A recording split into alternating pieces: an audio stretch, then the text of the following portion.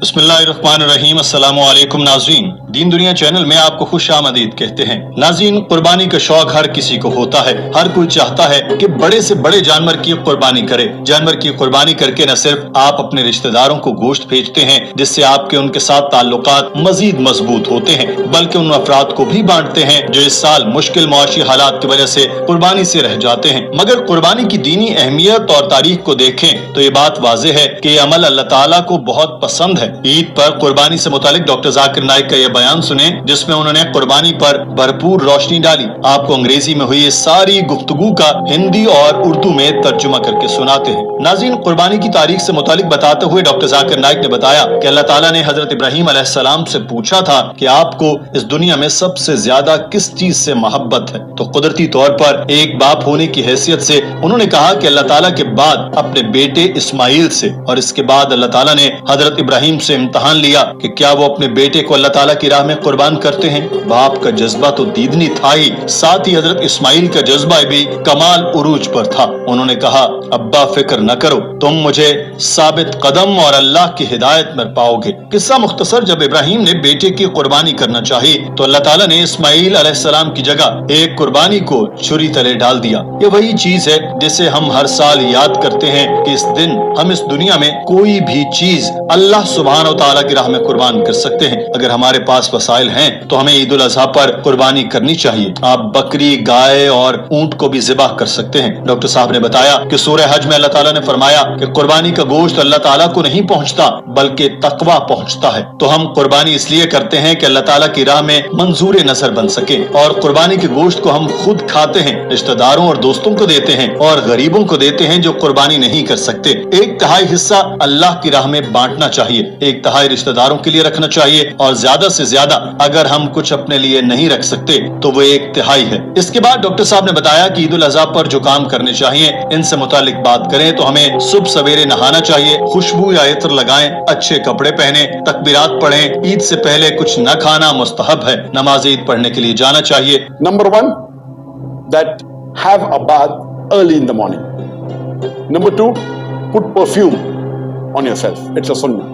Number 3 is that wear the best of your clothes. Number 4, say the takbirat. Number 5, preferable, do not eat anything before the Eid prayer. Number 6, go to pray early. यहाँ doctor साहब ने एक मसला बताया और कहा कि ईद के दिन बड़ा ही मुस्तहब अमल है कि खवातीन और बच्चे भी नमाज ईद के लिए जाएं, और हैज वाली औरतों को भी जाना चाहिए। बेशक वो नमाज न पढ़ें और मुसल्ले पर न बैठें। जब नमाज ईद से वापस आएं तो कोशिश करनी चाहिए कि वो रास्ता इख्तियार न करें जिससे होकर मस्जिद में गए थे, बल्कि कोई दूसरा रास्ता इख्तियार करें, और बेहतर है कि नमाज ईदगाह में पढ़ी जाए। डॉक्टर जाकिर नाइक ने कहा कि लोग सोचते हैं कि क्या वजह है कि नबी सल्लल्लाहु अलैहि वसल्लम ने तमाम औरतों और बच्चों बशमूल हैज वाली औरतों को नमाज के लिए जाने का मशवरा दिया, ख्वाह उन्हें नमाज न पढ़नी हो। क्यों उन्होंने कहा कि आने और जाने के लिए 2 अलग अलग रास्ते इख्तियार करने चाहिए? क्यों कहा गया कि नमाज खुले मैदान में पढ़नी चाहिए? ये इसलिए कहा गया ताकि मुसलमानों का मोराल बुलंद हो। आम तौर पर हम मुसलमान हफ्ते में एक बार जुम्मे के दिन मस्जिद में ज्यादा तादाद में इकट्ठे होते हैं। साल में 2 मरतबा बहुत बड़ी तादाद में मुसलमान नमाज पढ़ने के लिए एक ही मैदान में इकट्ठे हों तो जोश व जज्बा और बलबला भी दीदनी होता है। मुसलमानों में इत्तेफाक और मेल जोल बढ़ता है और भाईचारे को फरोग मिलता है। सोचे कि अगर एक गांव में 30 से 40 हजार मुसलमान इकट्ठे नमाज पढ़ने के लिए निकले तो गैर मुस्लिम भी सोचेंगे कि मुसलमान 30-40 हजार हैं, इनके साथ पंगा नहीं लेना। सोचे कि अगर एक शहर में इकट्ठे नमाज पढ़ें तो लाखों लोग इकट्ठे हो जाएंगे। ये मुसलमानों को कितना हौसला देगा, और इसी वक्त से गैर मुस्लिमों के लिए भी एक सबक होगा कि मुसलमानों के मामलात में मदाखलत नहीं करनी, उनको तंग नहीं करना। ये साइकोलॉजी है जिसकी वजह से आप सल्लल्लाहु अलैहि वसल्लम ने मशवरा दिया कि मुसलमानों को इकट्ठे होकर एक साथ नमाज पढ़नी चाहिए, चाहे औरतों के अय्याम चल रहे हों और वो नमाज न पढ़ सकती हों। And if you are living in an area which has got non-Muslims also, the non-Muslims will think 10 times before interfering with the Muslims. Oh, the Muslims are 30,000 in number, 40,000 in number. Imagine if you're living in a big city and if you pray in one Eidgah in which 100,000 gather or a few 100,000 gather. Imagine the scenario.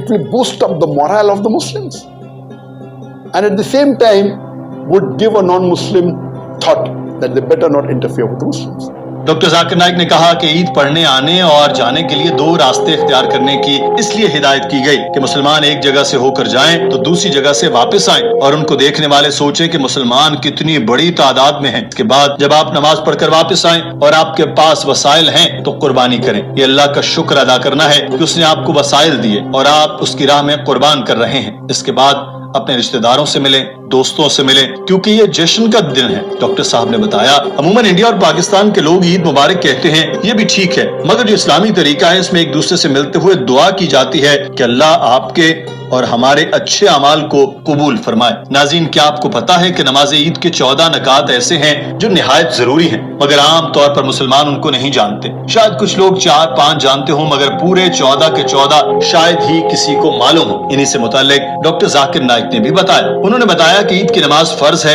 ये फजर की नमाज के बाद, जोहर की नमाज से पहले कभी भी पढ़ी जा सकती है, मगर जितनी जल्दी पढ़ी जाए उतना ही बेहतर है। ये खुले मैदान या ईदगाह में पढ़ी जाती है। अगर ईद जुम्मे के रोज आ जाए तो इस दिन जुम्मे की नमाज पढ़ना फर्ज नहीं होता, मगर ये सुन्नत है कि पढ़ ली जाए। नमाज ईद से पहले कोई अजान और कोई अकामा नहीं होता। नमाज ईद से पहले और बाद में सुन्नत नहीं पढ़े जाते। नमाज ईद 2 रकत की होती है। नमाज ईद में सूरह फातिहा से पहले 6 तकबीरात इजाफी होती हैं। इस तरह पहली रकत में सूरह फातिहा से पहले 7 तकबीरात बन जाती हैं। दूसरी रकत में सजदे से उठने के बाद भी सूरह फातिहा से पहले 5 इजाफी तकबीरात पढ़ी जाती हैं। ईदैन की नमाज की पहली रकत में सूरह अल आला, जबकि दूसरी रकत में सूरह गाशिया पढ़ना सुन्नत है। ये भी सुन्नत है कि आप सूरह काफ पहली रकत में और सूरह कमर दूसरी रकत में पढ़ लें। ईद की नमाज के बाद खुतबा होता है। ईद के खुतबे को सुनना फर्ज नहीं, मगर अच्छा है कि सुन लिया जाए। जब आप नमाज पढ़ने के लिए जाएं तो एक रूट इस्तेमाल करें और वापस आएं तो दूसरा रूट इस्तेमाल करें। नाज़रीन, ईद के दिन हमें खुशी तो होती ही है, लेकिन अगर इसी खुशी को